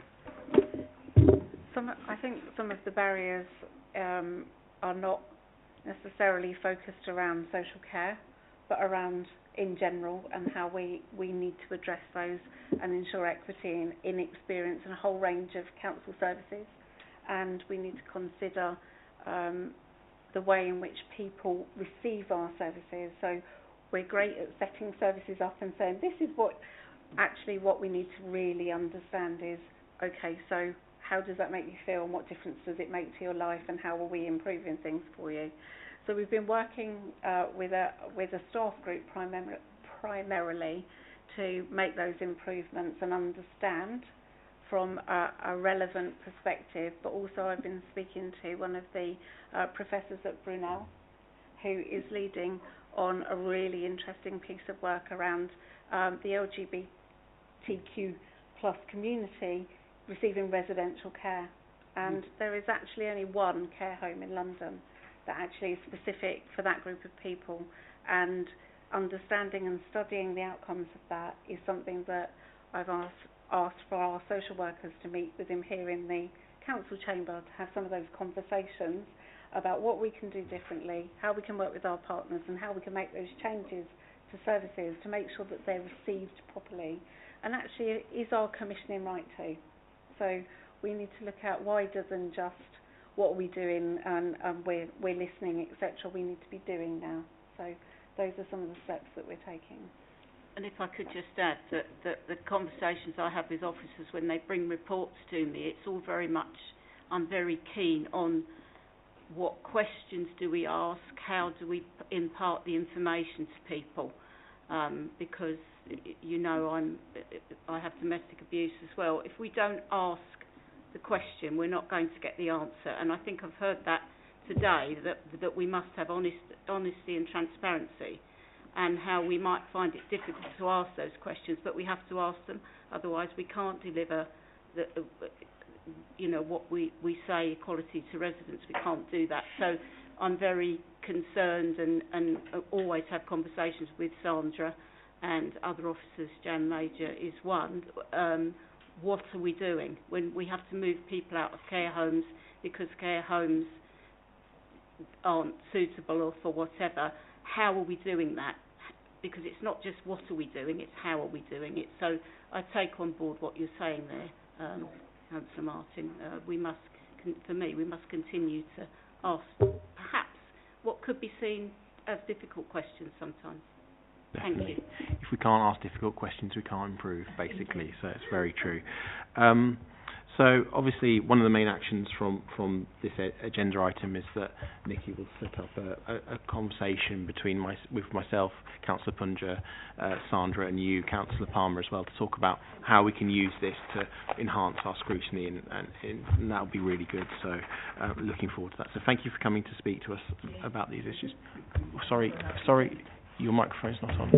Just quickly, Yes. Chair, and perhaps we can get that information afterwards, but I forgot to ask one question. Is to Sandra. You said on page 10 it has contribute to a replacement of local authority has plans for some additional registered care capacity, and that is specifically for people with disability. Can you tell us what are the plans for those? I can. So, equity and experience is all of this actually, and we have excellent supported living services. The inspectors are talking about people with learning disabilities and people with acute mental health needs, and locally we have insufficient care places for people in residential care.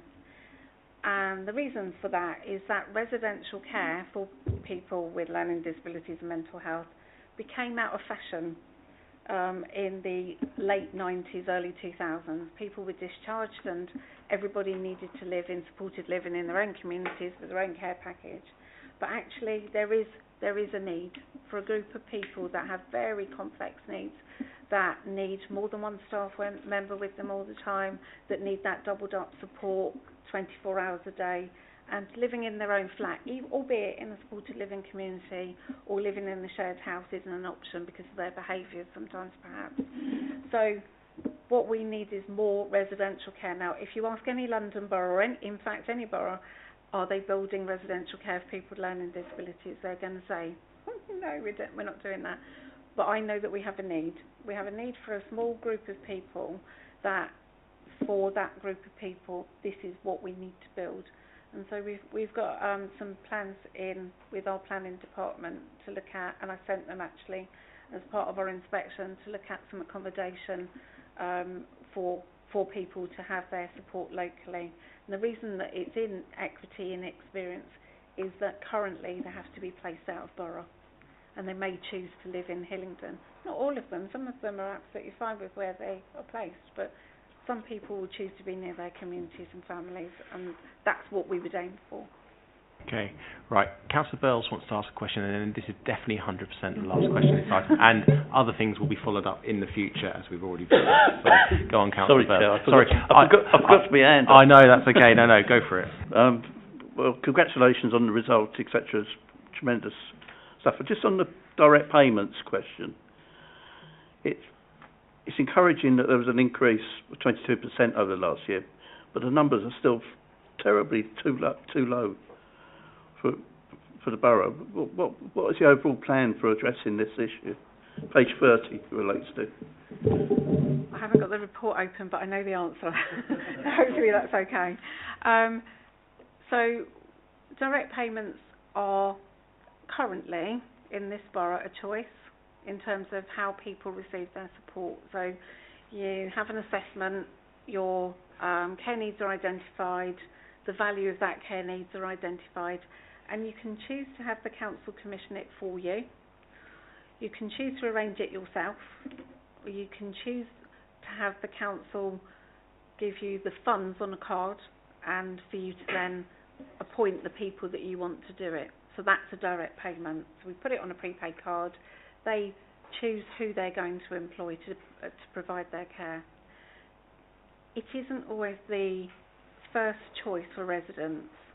We have a really supportive team, a small team, but really supportive team of people that support those residents with the uploading of their cards, with the management of the invoices, because of course it's council funds and we do need to see the management of that money. So there is a system, it's on a portal. You have to have either yourself or someone digitally enabled to do that. we've got some great examples of how people use their direct payment to be independent. Really, I can't share one with you at the moment, but I will in the summer. That is a really, really very good example of what people do and how they do it. But it isn't for everyone. So some local authorities actually only offer home care with a direct payment, and people have to have somebody to administrate that for them, or they have a company doing it. We don't choose to go down that route. We choose the commissioned or the direct payment route. Later this year, we'll probably increase our numbers again when we're looking to move more of our services, as that would be the first and priority option, unless someone couldn't do it for themselves. So it isn't necessarily about we've got to increase the numbers, because we're wanting to give residents a choice and the best options for them. And so we're not always going to have that increase that 22 people was a change in our home care providers. So we chose to move to a framework, and not everybody wanted to change their provider, so they chose to go down that route of using a direct payment. So it's a point, but it isn't necessarily something that we're going to strive to be. They all have a personal budget, but they're asking us to do it for them. Thank you. Thank you very much again, and thank you very much for answering our questions. Okay, so I'm going to move on to our next item, which is the budget proposals for services within the remit of Health and Social Care Select Committee. And I'm going to pass over to Richard Denys, who's our Corporate Director of Finance. So, Richard, if you would like to lead the presentation on this. Yeah, thank you, Chair. Just to give a brief overview, because I know some of you will have heard this already, really, and also then, Sandra will obviously want to say something, I think, about the service, and then we've got Andy to sort of go through each of the individual growth and sort of savings items, really, and then obviously we'd be delighted to open up to questions so that you can give your views and steers onto Cabinet on the 13th of February, if I've got my date right, en route to the 27th of February's full council meeting, really. So, these are particularly challenging times for local government nationally. For many boroughs, it's really important that this is a local government as a whole issue. There are some authorities, luckily, in very well-off positions, but the vast majority have got big challenges ahead. There are pressures across a number of areas, and Hillingdon is not exempt from those challenges, particularly around the adults' care pressures of the ageing population, more complex needs, but also in other areas such as temporary accommodation, the homelessness, the number of homes that need to be built. Having the current government has what was the same target as the previous government had, which is to build 1.5 million homes over 5 years, and there are I don't think we have built 300,000 homes since 1969. So it is a big number and a challenging number to try and deliver nationally. We've got a significant savings programme across the council, 33 million for next year. In 25-26, and a further 17 million in 26-27. The Cabinet in December the 6th, considered the budget. We will go back again, as I say, on the 13th of February, where we'll update for a number of things that we've had. So we've had the government settlement, not quite in full as yet. We expect to receive somewhere around 3.8 million of additional funding, but in all honesty, that is fairly small beer for us, and not enough for local government as a whole. We've had a spending round, not a spending review. So we've had a single year, not a 3-year review. The government has indicated they will be doing a spending review. So we will see a 3-year settlement, but we won't really know what that's going to look like until probably the summer of next year at the earliest. And of course, the actual detail on the settlement won't come out till December, and won't get confirmed until probably February next year. So there are a lot of uncertainties for us still. I mean, clearly having a 3-year settlement is better than one. It goes back to what was sort of previously done in the early 2010 and so on, where and after 2010, where we did have some longer settlements, and is helpful. But look, if the number's really bad, then clearly it isn't. There are pressures in the economy at the moment. Inflation is still sticky. Headroom within government spending is reducing, and therefore I think we have to approach this on the grounds that there isn't going to be an enormous sum of money coming towards local government. Therefore, we have to resolve these issues ourselves. So, we need to sort Hillingdon out for Hillingdon purposes, because I doubt very much that the settlement that we get will give significant sums towards us to sort this out. Really, we're also obviously we've got the capital budget as well, which we'll update and take back to cabinet again to recommend to full council to vote on the budget. Some of the interest rate movements are particularly hurting us, particularly on anything we do around financial instruments or the property side of what we're trying to do, because it's making the borrowing costs work harder for us as well, really. So we're in a challenging place. The tax in the borough is incredibly good value for, if you're a resident, looking at it from a resident's perspective. I should declare I am an Hillingdon resident. So if you look at it from a resident's perspective, we have in the outer London 14 boroughs the lowest council tax. From that perspective, that is obviously very good. It keeps more money in the taxpayers' hands. If you look at it from different angles, you look at the council's angle, we are obviously collecting less income than those who have a higher council tax. So an example of that would be one of our neighbouring boroughs, without naming them, has a Band D council tax £400 higher. So every Band D council taxpayer than ours, and therefore we're very low. That's obviously challenging to maintain, but the administration, cabinet are endeavouring to maintain that position in setting the tax for 2025-2026 really. So that's what we're trying to do. One bit of the settlement that hasn't come back out to us yet, so we're not certain on, is the national insurance change. So you will know that government both increased the amount in percentage terms for employers' national insurance, but it also changed the threshold. The bit that caught most people out, including ourselves, was the threshold change, and that made the bigger change to national insurance. The impacts of that really, particularly to private sector contractors, and we contract with a lot of private sector people, particularly in this service area and across a range of services that we provide. If it makes it more expensive by the employees, then Sandra has some very challenging debates with the contractors and claims that they will come in for additional sums of money, and I think has done a very good job holding the line in respect of that, and we must continue to do so.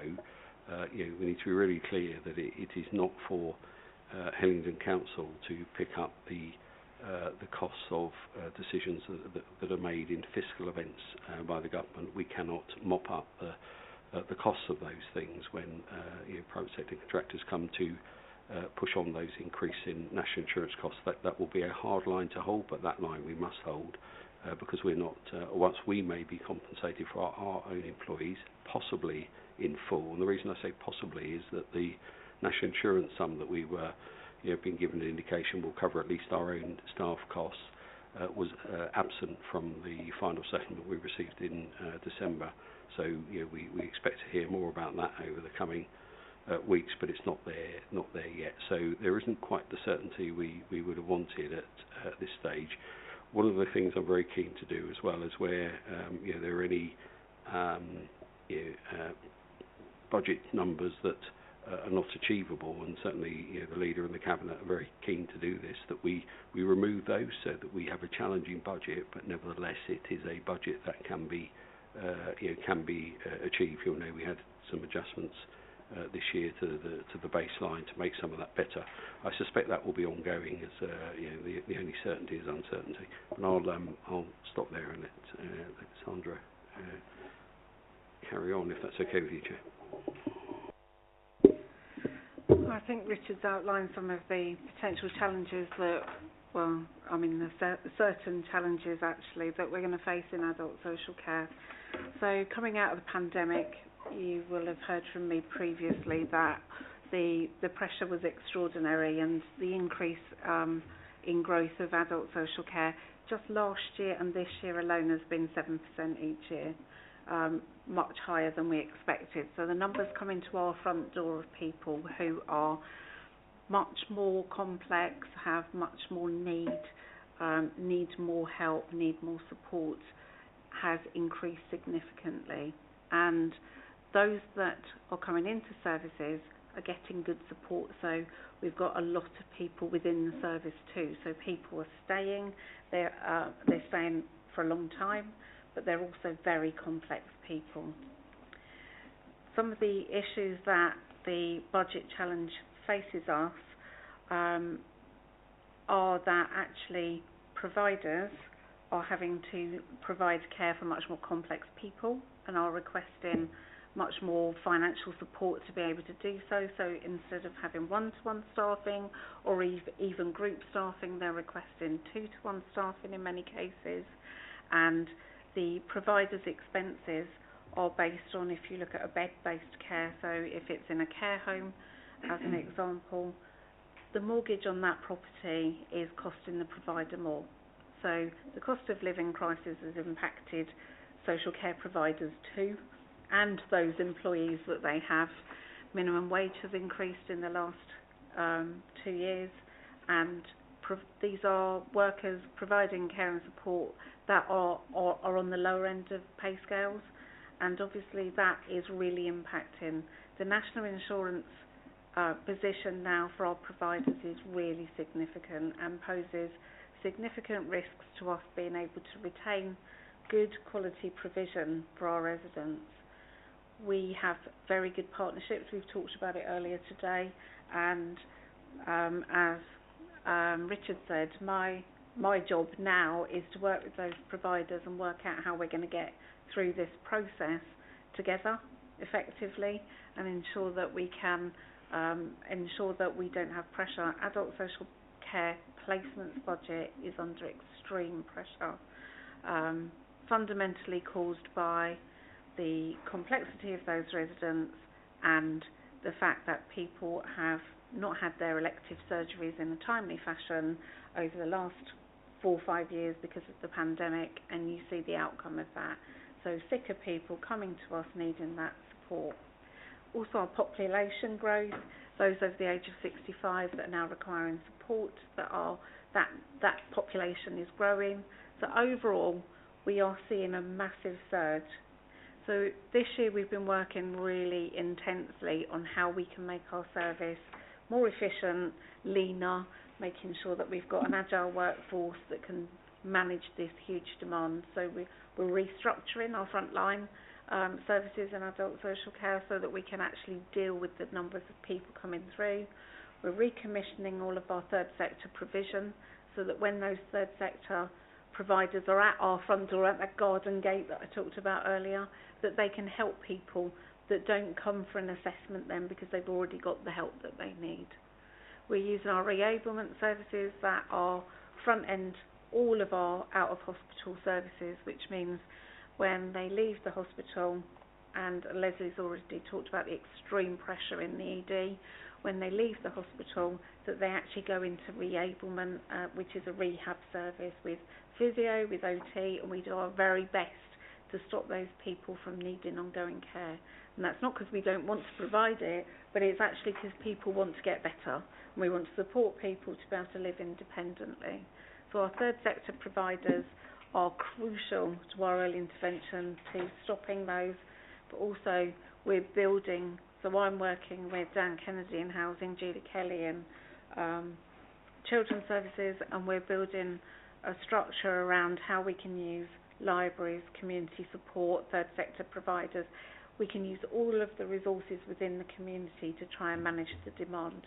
Because financially, one of the points that Councillor Punja raised around will we get to level 4 and level 5s in our inspection, actually what we've got is very good, and that's a level that we can achieve. Financially, would we be going for more at this point in time? No, what I want to do is to meet people's needs in the community and be able to do that well. We're doing that well. We've got a greater population, more people, so we need to try and manage that demand and that budget in the way that we are, so that we can do that. So will we improve our outcomes? I hope to improve our 2 to a 3 in our schools, but will we be striving for much further than that? No, we'll be striving to meet people's needs in a good and a positive, effective way. So overall, our the pressure is increasing. We need to turn it down. We need to help people. We need to do exactly what Leslie said about the hospital and give people the advice and the information and support to support themselves where they can and they need to. Thank you. I mean, I think when you read this report next to the very good CQC report, it makes a very good CQC report even more impressive, to be honest, having to operate in this environment. My observation, well, obviously when reading the report, is, we have to reduce costs for the reasons that Richard Denys outlines in the report. There is a never-ending increase in demand in adult social care and health. That has always been the case, always, always, always, and it is there and it is pronounced. And we have statutory responsibilities as well as moral responsibilities to do good things for our residents who need our help. So how do you marry all those things up to make sure that we achieve the ambitions in this budget report to provide those statutory responsibilities to an ever-increasing demand of people when we need to reduce our spending in order to essentially work within what we get? And of course, as a local authority, we have very limited spending, raising powers of our own, but we have no ability, or we have very little ability, or maybe we don't, you'll tell me, to stop an increase in demand, which is quite a crazy place to be in. So can you give me confidence that the ambitions of this report are going to be met in that with those sort of challenges? I'll certainly try. I have confidence in our ability to manage the current demand, albeit that is a real pressure on the system, and to reduce that demand. And the way in which we're reducing that demand is that early intervention. And we need to be better. We talked about the digital offer and how it's barriers for some people, but tech-enabled care is an outstanding way of helping others and gives us a reduction in the cost of staffing, which makes a significant difference on both the cost of staffing and the ability to live independently, because not all of our residents are older people that want to be in a care home or don't even want to be in a care home, but are. So a lot of our residents want to be as independent as they can be. So yes, we've got an option. I can see through our data, and we are now able to see that data through dashboards, and that is making a real difference, to be able to see that demand is stabilising, and that's interventions that we're putting in place, which are things like third sector support, so using our providers to make sure that people are supported. Nobody leaves our hospital without some immediate care, so they get support if they have a social care need, of course. If that social care need drops off after 3 or 4 days, they're supported home and that's it, it's done. They might be in care for 6 weeks, and they might achieve not an entirely carefree position, but we have a reduced package of care. So we've got all of the steps in play to be able to reduce dependency. And for every local authority, and I have to say, and I would say this, wouldn't I, but in Hillingdon we do reablement and discharge very well, and that enables people to live as independently as they can. and the cost avoidance that you achieve from that is really significant. So we need to do more, and we need to do it across the piece, and we need to be working with, I need to be working with Dan in housing to say, okay, we've all got staff going to see people, can we streamline that process? If you go to some of the NHS ways of working, you would say that as a tell me once approach. So we can look at a lot of those things, and if we start to build on our tech-enabled care, which is a new initiative from government, but we've been doing it for a good while, but build on that, then we will be able to manage our demand. And if the hospital perform in the way that we need them to, people's complexities will calm down. So it is a bit of a perfect storm. We need our providers to still work for us really, really effectively.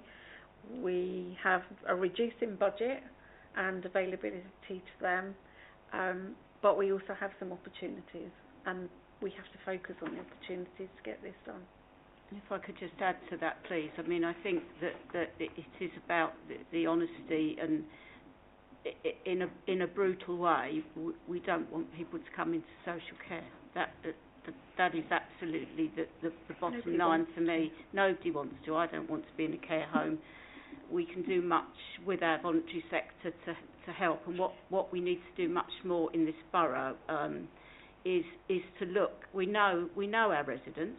We know the ages that they are. We know where we're going to end up. I'm now nearly 68. We all know where I'm heading.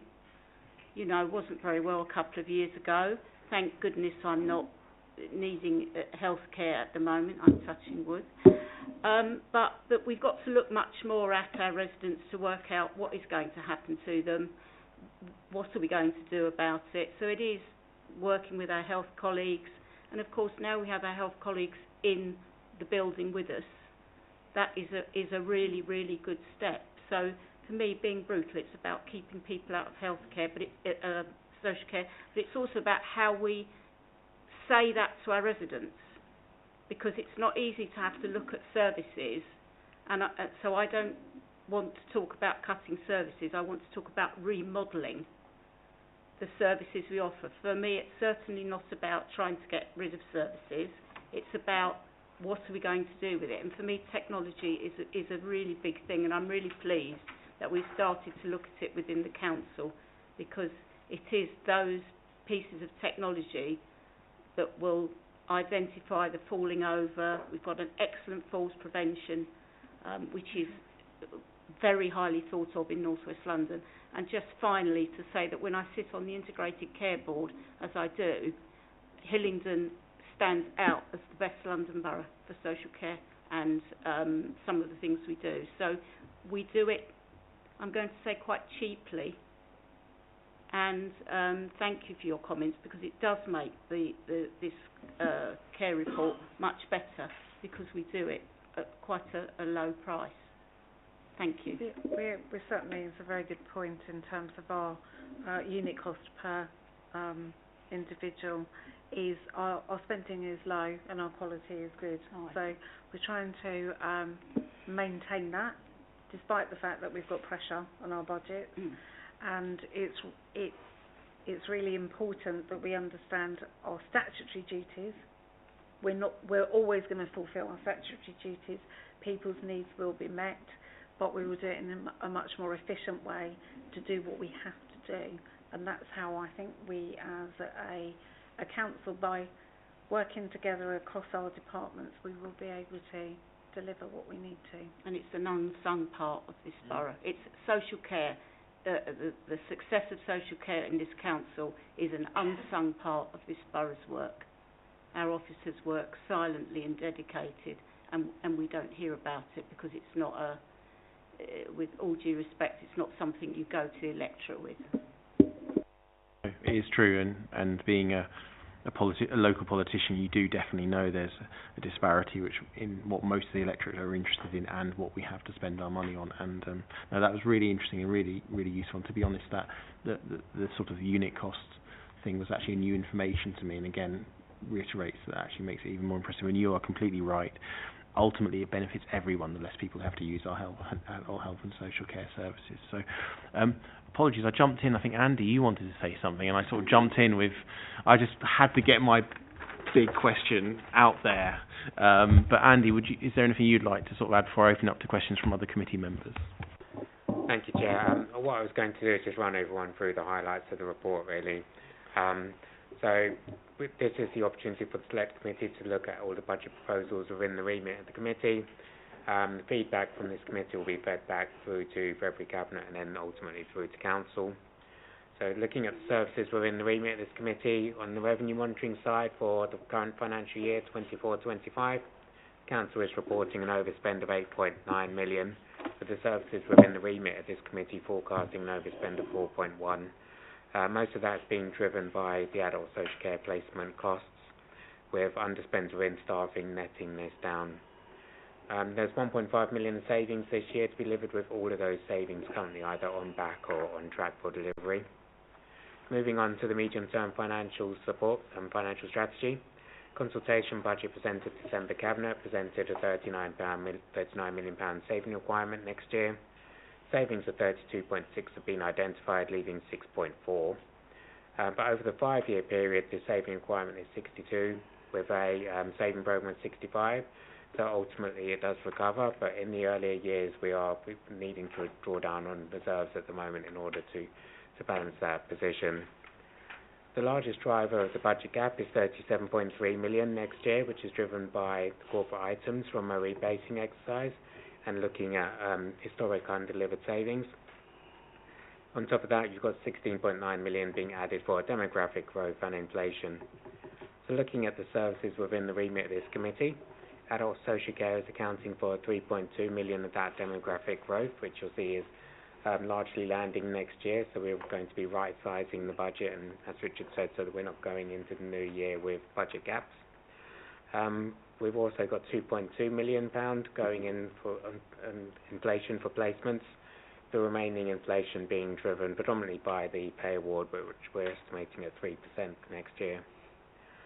So following the Star Chamber exercises that carried out through the autumn, consultation budget presented saving programme is 65.2 million, 32.6 of that is required next year. So looking at the services within the remit of this committee, 8.9 million fall within those services, with 7.8 of that balance being required next year. So we've got some large savings going through within the services in this committee. 5 million of that pretty much relates to placement activities, so that is kind of looking at ICB contributions, making sure we're maximising those, renegotiating contracts, reviewing demand, and increasing our in-house care capacity. We've also got a £500,000 saving for looking at using AI to improve social care activities. There's a number of smaller savings as set out in the appendix to the report. Finally, if we look at the capital programme, there's 341.6 million going to 2029-30. Within the services within this committee, there's £38.8 million for investment, 24.5 of which relates to increasing our in-house care capacity, which is linked to the revenue savings. And then we have a further 14.3, which is connected to equipment capitalisation, which acts as a preventative service, which helps to reduce the ongoing revenue costs as well. Thank you, Chair. Thank you. And just before I go to questions from other committee members, as we sort of normally do, I propose that the committee's response to our part of the budget is drafted by Nikki in conjunction with me and in consultation with Councillor Punger as Labour lead. So Nikki will capture everything we talk about, and then that's how we'll produce the draft. Is everyone okay with that? Yeah. Thank you. Okay, who else would like to ask some questions? Okay, we've got Councillor Bennett first, and I'll go to Councillor Nelson, and then I'll go to Councillor Crawford. Thank you, Chair. We've seen each other at a couple of committees now. More just, I guess, a point of thanks to both of your areas, really, in terms of the difficulty in setting a budget and predicting. And if I think of all the residents that we deal with on a daily basis, 95% of them don't ever come into contact with adult social care. They don't know the complexities, the costs. And it is actually the majority of our spend as a council. And it must be really difficult for you guys to forecast in terms of knowing the demand, the need, the complexity of that. You know, we know how many roads we're going to resurface and how much that costs. We know how much a library costs to run. This is just really difficult. So I would say a big thank you from the members, and I think this committee to all of you for your diligence and work in very, very difficult times in getting this balanced. I think that is a very important thing for us to note when we put in our response. Thank you. Councillor Nelson. Thank you, Chair. I just want to raise the issue with the savings that needs to be made, especially for health and social care. How long does the staffing underspent will be sustained? I know you stated in here in page 89 that the AI intelligent operation of social work practice, which is forecast to secure 0.5 of efficiency without impacting on frontline service to residents. Would that not have an impact on residents? Because if the staffing level is going to be cut, streamlined to incorporate the AI, how long can you sustain that? I don't know who is going to answer, whether it's you who's going to answer that. Okay. Sandra, you start with that. Thank you. So the use of AI in social work is quite new, and it's something that we are predicting will enable us to undertake more assessments, control the demand, and be able to actually act quicker because the use of AI, well, there's a whole stream of work streams of the use of AI in adult social care that's happening at the moment, and it might be something that we come back to at some point. But in terms of the workforce, so we have, you've identified in the report, it looks at vacancies that we have. So we will absorb vacancies by using AI it can't work on its own. It needs a social worker to operate it. It just makes the social worker more functioning so they can carry out more work because it does it much more quickly, accurately, puts it into a system, and it saves writing stuff up, sitting with a laptop and transferring stuff into an assessment document that goes into the system. So that's the intention, is that actually every London borough is doing it. They're all using different, not all using different, many of them are using different systems, but they're digitising the way in which we carry out assessments and the amount of assessments per day that a social worker can undertake. So if we have 5 vacancies and that social worker's picked up all of that work because it's much easier to use AI to do that, and they do that accurately and it's spell checked, etc., all of that work is done to a good standard, then we don't need to use those vacant posts to have those in work effectively. That's how we intend to deliver the saving. I mean, I think we'd be really interested to see how that goes. One risk of new technology is obviously increasing demand. In just in broad terms, you know, we thought email would save on post, but in fact it takes over our lives. For example, that's a broad example, but yeah, in terms of how that works, I think we'd be really interested to find out how that's working, particularly. Thank you, Councillor Corfall. Thank you again. A very challenging budget. It doesn't get any easier. I mean, adult social care, we've had to do more with less for many years, so I'm all too familiar with that. I'm sure it's much harder than it was in my time. So well done to all concerned is my first comment. I'm encouraged by what I'm hearing about the digital offer playing a bigger part now, and I'm making an assumption that some of the savings we're talking about is linked to that. But I would ask officers whether they can say any more about how services might look and feel different on the basis of this budget, and what else might change in terms of accessing and using services. So I suppose that's my first question. My second one is one I posed last year, you may remember, Sandra, and this was about out of borough placements, which historically have been on the high side, and I think it's something we struggle with. It's easier said than done, of course, to bring people back to the borough, but I just wonder where you see us on that journey, how much of an issue is it still, and how are we approaching it? Thank you. Okay, so who wants to take the first point about the digital savings point? Yeah. Do you want me to say something? Go I mean, Richard. look, I mean, it is, this should be seen, these are positive things, investments in productivity of staff and how organisations operate are positive things, because in essence what you're trying to do is be more effective, more efficient in what you're trying to do. That is a good thing to do. It means that the staff can handle more caseloads and do it in a way that is has less an impact or least impact on the clients. That's the idea of it. We've got to modernise. We are quite a traditional organisation, providing some really good services, not least the services that that Sandra runs in a difficult, challenging environment. Those unit cost points are really important. So if we are low cost against a number of the benchmarks against the other authorities, there is less space to go. So if we don't invest in the services, the alternative will be a reduction in services, and we have to get that balance right for as long as we can, to maintain the sort of the low tax equation and maintain a good service equation. If we don't invest in the AI side and don't invest in technology, then I think we just end up in a space that's incredibly difficult, and that makes it worse. So a lot of the savings are linked to the investment in transformation. Some of that transformation funding has to come from capital receipts as well. So for one of the other committees, a particular issue for us is making sure that we've got sufficient capital receipts to invest in transformation. So the previous government made an option available that if an authority receives capital receipts, it can use some of those receipts, it can use some of those to invest back into its own capital programme, the funding thereof, but it can also use some of those funds into transformation. Our transformation investment has been relative to certainly some other London boroughs, quite modest.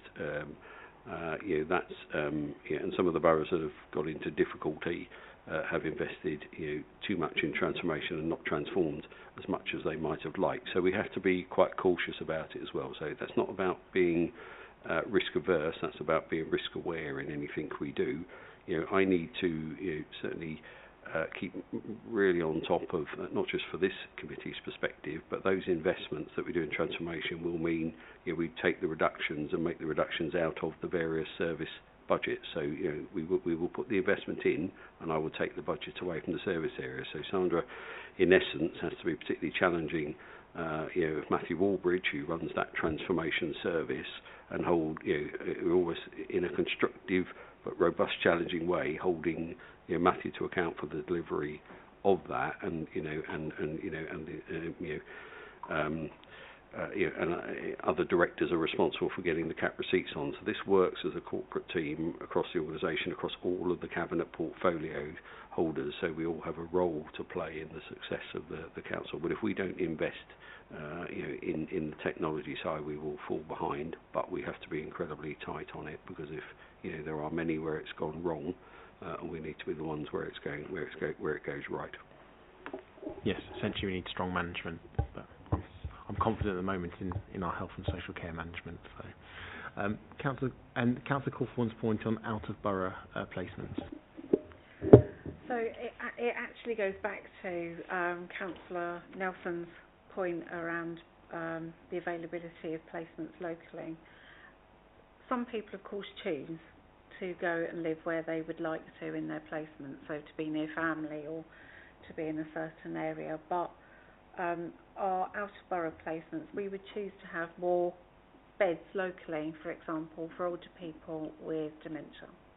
So that's something that we're working on maximising, and we do have some savings targets set against that, maximising the number of beds that we have locally ourselves, to be able to ensure that we can keep people local, first and foremost, but equally that we are able to get best value out of what we're spending on placements, which at the moment is extraordinary. The pricing is extraordinary, not least because providers don't usually own their own buildings, and they end up with pressure coming in from mortgage costs, etc., as well as those employment costs we've already talked about.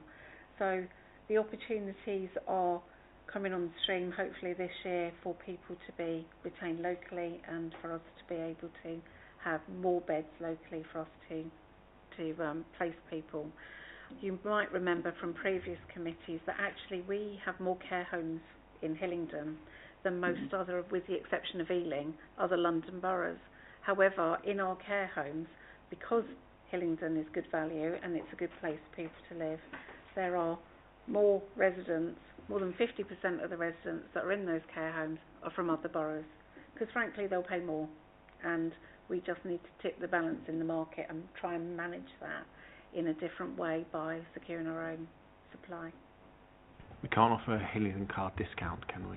Not on this. That would be good if possible. Okay. So last hand I have up is Councillor Punja, and then after that I'll wrap up this session. So Councillor Punja, unless anyone dives in. No, good. Councillor Punja. Thank you. I just wanted to, I totally agree that technology is going to support the savings of, and technology is needed actually to modernise any organisation, and we need to use it well. So my ask in this is that whilst technology is positive, when the implementation of it is bad, it actually has a negative impact. So please, please, please monitor that, because actually this is not about MEs anymore, this is about people's lives. And we have seen a poor implementation of digital transformation here with that ME system. So I would like to ask for that works properly. I'm going to ask Richard, so this budget looks like it's a drive of technology savings in terms of that transformation for the council, and that's where you're looking at achieving most of the savings. And my second question, if I might as well just do it straight away, is what is SPV? Start off with SPV and then move on to the sort of, are we relying on technology for the savings? It's a special purpose vehicle, which sounds glamorous. It sounds like we've got some sort of new car coming on the stream. It's actually a company. It's called a tech-all company that will enable us to bring our own care beds into play in the future. So yeah, Richard, on the main point. Yeah, no, on the main point, and just to say that it's really important, isn't it, that we have a balance against the market. If you go entirely into the private sector, you run a risk that that you don't have your own sort of response to it, particularly in challenging times. So it's important we have a response to it. Hence the reason Cabinet have got some quite significant investments in care homes, and we're sort of partway through finalising the first one of those. I think we're nearly there, all being well, really. So we're just about getting the balance. So we've got a response to the market. It helps us in negotiation and provision as well, really. But there is a significant amount of investment in the technology side to modernise us, particularly in the access to services and so on that you've seen. But there are sort of two heads in two voices in my different ears at one point, as you say. There is helping people access services, and the more self-serve people can do, the better, because that is cheaper, and we don't have to have the sort of front door impact to it. But equally so, we have to have a real close eye on the demand side, because if you make the access easier, then clearly you can push up demand. And we are running a business where we're not running a business where we're making profits, and the more that come in, the better for us in most areas of the services that we run, and particularly this one. So it adds to the cost side, hence the reason we have to have a different offer to what people receive. Otherwise we will just push the costs up too far. So the balance on the technology side is incredible enthusiasm around the access to the front door, but we're only that potentially pushes costs up. We do have a charging policy. I think there's been some really good work around the charging policy to help people understand the market they're coming into. Equally so, an awful lot of people don't pay for genuine and good reasons, and I think so. The council also recognises where there is that hard. There are challenges financially for people. It doesn't charge. The point about the technology is really important. The point about at the point of touching things once is really important as well. So from my perspective, if Matthew Warbridge were here, he would be saying, the social worker at the front point of contact does a lot of the technology and does a lot of the financial assessments to make sure people are paying. So we touch things once, and we don't be employing two different staff to do different things. So that's important as well. So I think that was really interesting, but I think Councillor Punja's question really was, if technology doesn't make savings, are savings going to be able to be made anywhere else? Was that sort of one, even though your answer was actually very interesting and important, that was sort of the main driver of your question? So I mean, was actually, sorry, if I could, Richard, just go back to it. Yeah. It felt like the main drivers of this, of the savings programme that you are suggesting is a technological transformation, and I just wanted to make sure that that was what I was understanding by this budget that you were putting forward, because it feels that that's where I see the savings taking place. Am I correct or am I not? I think that's a good statement. If we do not modernise the service, and that's why the importance of our transformation change will be, will get such attention from us, because if we don't modernise, we end up in a situation where we are low unit cost, we are low tax as well. So that balance just gets harder if the technology that we bring in that does not succeed. It's an incredibly important part of the transformation of this council. It must succeed. But we have big. There are other areas as well. Where council sort of looked at raising its income and just doing things in a more efficient and effective way, really.